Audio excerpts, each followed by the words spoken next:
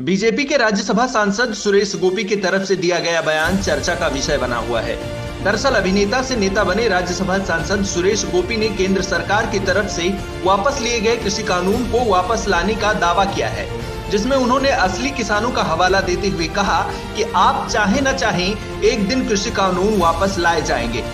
सांसद सुरेश गोपी के बयान के बाद डेली इंसाइडर के संवाददाता ने संत अतुलानंद रचना परिषद के सचिव राहुल सिंह से बात किया और उनका राय जाना।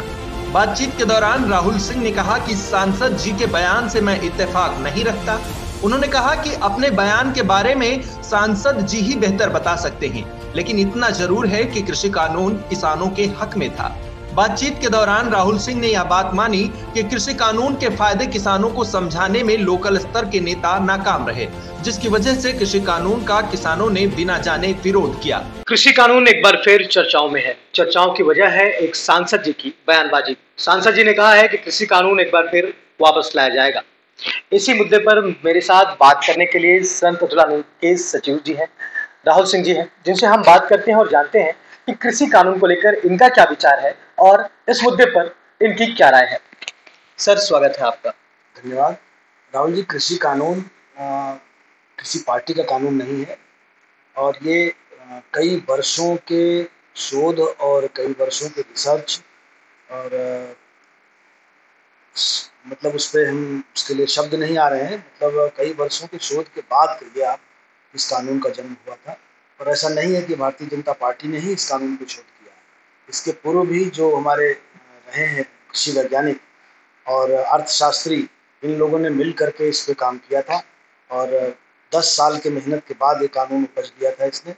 और ये सौभाग्य था मोदी जी का कि उनको इस कानून को लागू करने का मौका मिला और ये पूरी तरह से किसानों के हित में था, लेकिन विरोध की राजनीति के कारण ये कानून जो है लागू नहीं हो सका।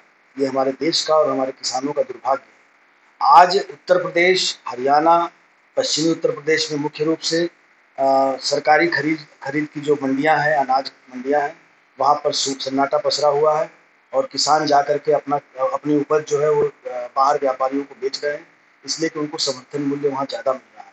मोदी जी शायद यही चाहते थे कि किसान को उसकी मेहनत का फल पूरी तरह से मिले, लेकिन इसको विरोधियों ने समझा नहीं, पंजाब के किसानों ने समझा नहीं।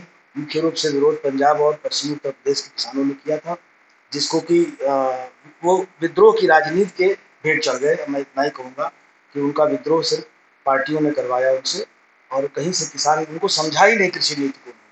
अगर समझ लिए होते तो ये बात ना होती। देखिए, आज जो मोदी जी चाहते थे वो किसान कर रहे हैं।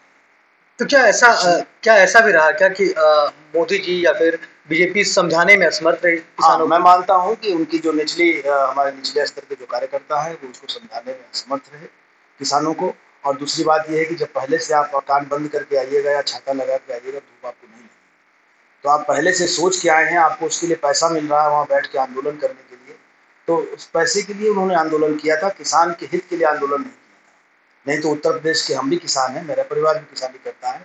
हमको उस बिल से बहुत खुशी थी आने के बाद, क्योंकि हमारे, मान लीजिए मेरी खेती छोटी है लेकिन मेरे परिवार में बहुत सारे लोग, बहुत बड़ी खेती है और वो अपनी उपज को बेचने के लिए परेशान होते हैं। उनको उचित मूल्य मंडियों में नहीं मिलता है। बिहार जैसे राज्य में सरकारी मंडियां हैं ही नहीं, एग्जिस्ट ही नहीं करती हैं। वहाँ के किसान क्या करते? आप कभी बिहार के किसानों का दर्द पूछिए, क्यों नहीं एक भी किसान आया विरोध में? कोई किसान खड़ा नहीं हुआ। बिहार का, चाहे साउथ इंडिया का, चाहे मध्य प्रदेश का, जहाँ जहाँ आत्महत्याएं होती थी किसानों की, वो इसीलिए होती थी, उपज खेत में सड़ जाती थी, उनको उचित मूल्य भी नहीं मिलता था। और मोदी जी को ये दर्द हुआ कि नहीं, ऐसा कर देंगे तो हमारे किसान खुशहाल हो जाएंगे, आय दुगनी हो जाएगी, लेकिन नहीं कर पाए। उसके पीछे शायद वो शक्तिशाली विरोध की राजनीति थी, कहीं न कहीं से खालिस्तानी सोच ने काम किया, इसलिए हमारा वो कृषि बिल लागू नहीं हो पाया। यानी अगर कृषि बिल लागू होता है तो आप इसके पक्ष में हैं? एकदम 100% पक्ष में। और कभी डिटेल में मौका दीजिएगा तो मैं इसका लिखित आपको दे दूंगा कितने तरह के फायदे हैं किसान के कृषि बिल के। आज के दैनिक जागरण में भी एक आर्टिकल निकला है कृषि बिल के ऊपर, आप पढ़ ले। उसमें जो है बहुत अच्छे ढंग से, विस्तृत ढंग से इसको समझाया गया है। यूपी और देश दुनिया की तमाम ताजा तरीन खबरों के लिए आज ही गूगल प्ले स्टोर से इंस्टॉल करें हमारा तेजी से उभरता न्यूज ऐप डेली इंसाइडर।